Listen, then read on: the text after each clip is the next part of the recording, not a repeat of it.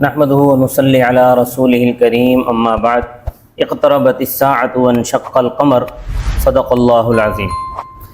ناظرین، یہ انسانی فطرت ہے کہ جس چیز میں ذرا سی جدت یا کشش ہو لوگ اس کو بہت جلد قبول کر لیتے ہیں، خاص طور پر وہ ضعیف الاعتقاد لوگ جن کا دین اور دین والوں سے دور دور کا واسطہ بھی نہیں ہوتا۔ لوگوں کی ایک بہت بڑی بھیڑ اس کے ارد گرد جمع ہو جاتی ہے، لیکن اگر کوئی شخص اس بھیڑ کے بلبوتے پر اپنے آپ کو بادشاہ یا شہنشاہ سمجھنا شروع کر دے تو اس کو بڑا بیوقوف کہا جائے گا اور اس سے کہا جائے گا کہ جا کر اپنے دماغ کا علاج کروائیے۔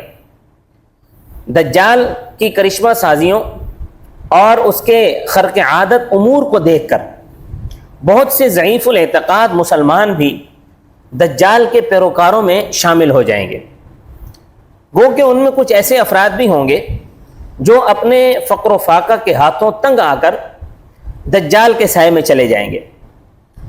وہ اس بات کو دیکھیں گے کہ دجال کی بات مان لینے میں کم از کم اس مصیبت سے تو جان چھوٹ جائے گی کہ زندگی آرام اور راحت سے گزرے گی، اور اس کا موجودہ دور میں مشاہدہ کرنا بہت آسان ہے کہ بہت سے لوگ ایسے لیڈروں سے وابستہ ہوتے ہیں کہ وہ اپنے تئیں یہ سمجھتے ہیں کہ یہ لیڈر غلط ہے، لیکن اپنے شخصی منافع کی وجہ سے ذاتی مصلحتوں کے تحت وہ ان کا ساتھ نہیں چھوڑتے اور ان کے ساتھ رہتے ہیں۔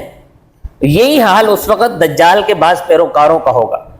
چنانچہ بعض روایات میں آتا ہے کہ کچھ لوگ دجال کی مصاحبت اختیار کریں گے اور کہیں گے کہ اگرچہ ہمیں معلوم ہے کہ دجال کذاب ہے، یہ جھوٹا ہے، یہ مکار ہے، لیکن ہم نے اس کی مصاحبت اس لیے اختیار کر رکھی ہے تاکہ ہم اس کا کھانا کھائیں، اس کی چراگاہوں میں اپنے جانور چرائیں اور اس کے درختوں کے سائے میں بیٹھیں، لیکن جب اللہ کا غضب نازل ہوگا تو دجال کے ساتھ ساتھ ان کے اوپر بھی نازل ہوگا۔ ضعیف الاعتقاد مسلمانوں کے علاوہ دجال کے اصل پیروکار کچھ اور لوگ بھی ہوں گے جو تقریباً 5 طبقات کے لوگ ہیں۔ نمبر 1، پہلا طبقہ ان میں یہودیوں کا ہوگا۔ اصل میں دجال چونکہ خود بنی اسرائیل میں سے ہوگا، اس لیے اس کے معتمد اور وفادار پیروکار تو یہودی ہی ہوں گے۔ یہودیوں کے علاوہ باقی لوگ سارے کے سارے ثانوی حیثیت رکھتے ہوں گے۔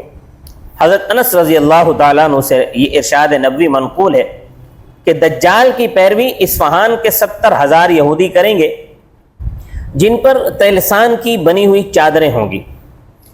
مسند احمد میں ایک روایت ہے، حضرت ابو ہریرہ رضی اللہ تعالیٰ عنہ سے مروی ہے کہ حضور صلی اللہ علیہ وسلم نے ارشاد فرمایا کہ دجال کوز اور کرمان سے 80,000 افراد کے ساتھ نیچے اترے گا جس پر طیلسان کی بنی ہوئی چادریں ہوں گی اور بالوں کی بنی ہوئی جوتی پہنیں گے، گویا ان کے چہرے چپٹی ہوئی ڈھالوں کی طرح ہوں گے۔ اس حدیث میں کوز اور کرمان ان 2 علاقوں کے نام ہیں۔ کوز جو ہے یہ تبریز کے نواح میں واقع ہے اور کرمان تو ایک مشہور و معروف علاقہ ہے۔ یہاں ایک بات قابل غور ہے کہ صحیح مسلم میں دجال کی پیروی کرنے والوں کی جو یہودیوں کی تعداد ہے وہ 70,000 مروی ہے اور مسند احمد میں 80,000 مروی ہے۔ تو اس میں تو دونوں حدیثوں میں تعارض ہو گیا، تو اس تعارض کو رفع کرنے کی 2 صورتیں ہو سکتی ہیں۔ پہلی صورت تو یہ ہے کہ صحیح مسلم میں 70,000 یہودیوں کا ذکر ہے اور مسند احمد کی روایت میں یہودیوں کا ذکر نہیں ہے بلکہ فقط متبعین دجال کا ذکر ہے۔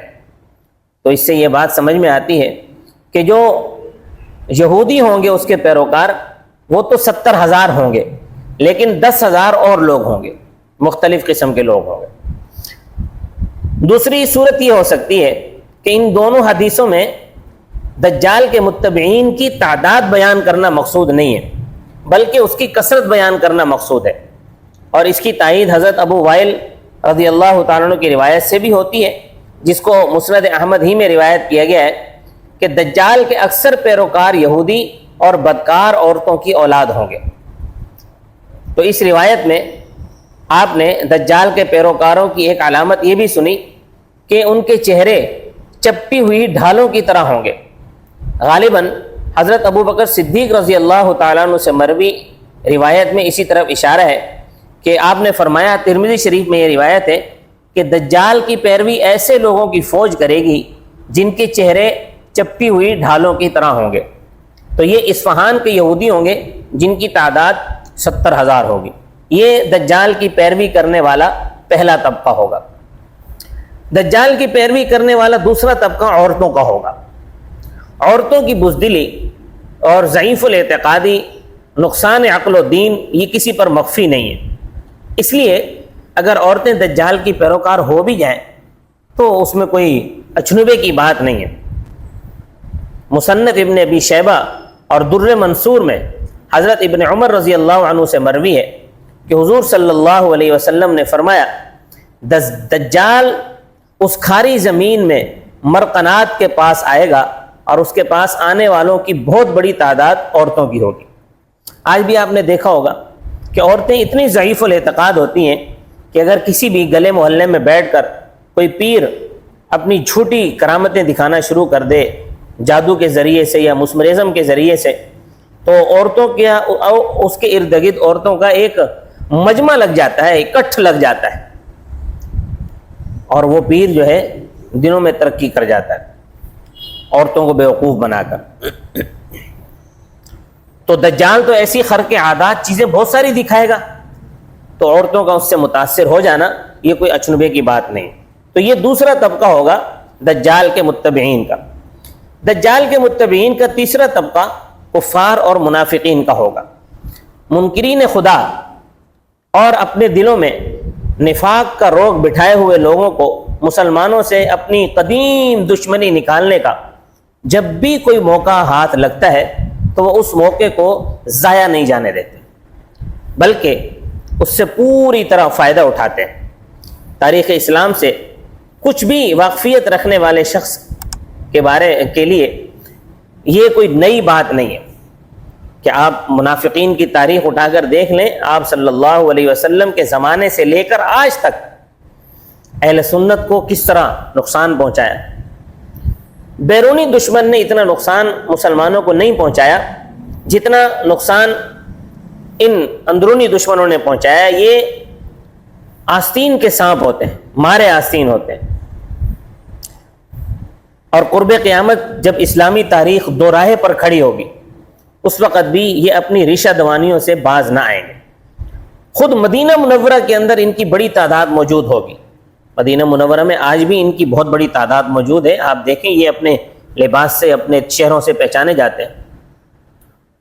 اب پوری دنیا میں ان کو دیکھ لیں، یہ جو منافقین ہیں ان کا لباس ایک جیسا ہے، ان کے چہرے ایک جیسے ہیں، آپ بڑی آسانی سے پہچان سکتے ہیں، مجھے نام لینے کی ضرورت نہیں۔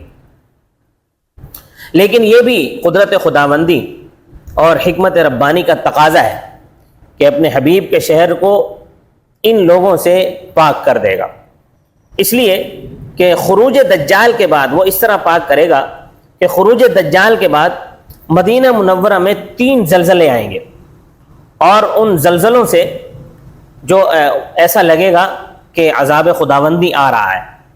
تو یہ زلزلے بظاہر عذاب خداوندی کا نمونہ ہوں گے، لیکن اہل اسلام کے لیے ان زلزلوں کا وقوع رحمت ثابت ہوگا۔ تمام منافقین کفار ان زلزلوں سے گھبرا کر مدینہ منورہ سے باہر نکل جائیں گے اور دجال سے جا ملیں گے۔ یوں مدینہ منورہ ان لوگوں سے پاک ہو جائے گا۔ اسی وجہ سے احادیث مبارکہ میں اس دن کا نام یوم الخلاص رکھا گیا ہے۔ بخاری شریف میں حضرت انس بن مالک رضی اللہ تعالیٰ عنہ سے ارشاد نبوی منقول ہے کہ دجال آئے گا یہاں تک کہ مدینہ منورہ کے نواح میں پڑاؤ ڈالے گا، پھر مدینہ منورہ میں 3 زلزلے آئیں گے جس کی وجہ سے تمام کافر اور منافقین دجال کے پاس چلے جائیں گے۔ تو یہ تیسرا گروہ ہوگا دجال کے متبعین کا، یعنی کفار اور منافقین۔ دجال کے متبعین کا چوتھا گروہ فساق اور فجار مسلمان ہوں گے۔ دجال کے پیروکاروں میں فاسق اور فاجر لوگوں کا ایک بہت بڑا طبقہ شامل ہوگا۔ مدینہ منورہ میں بھی اگر کوئی شخص اس قماش کا ہوگا، یعنی مدینہ میں رہتے ہوئے بھی فسق و فجور میں ڈوبا ہوا ہوگا، تو جب مدینہ میں زلزلے آئیں گے تو منافقین کے ساتھ وہ بھی باہر نکل جائے گا۔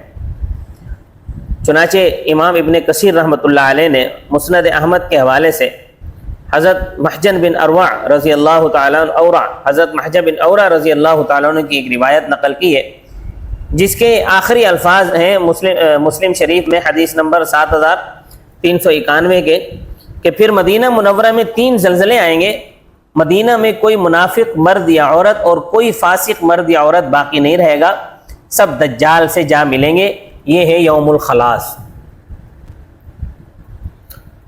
تو چوتھا طبقہ دجال کے متبعین کا ہوگا فساق اور فجار لوگ۔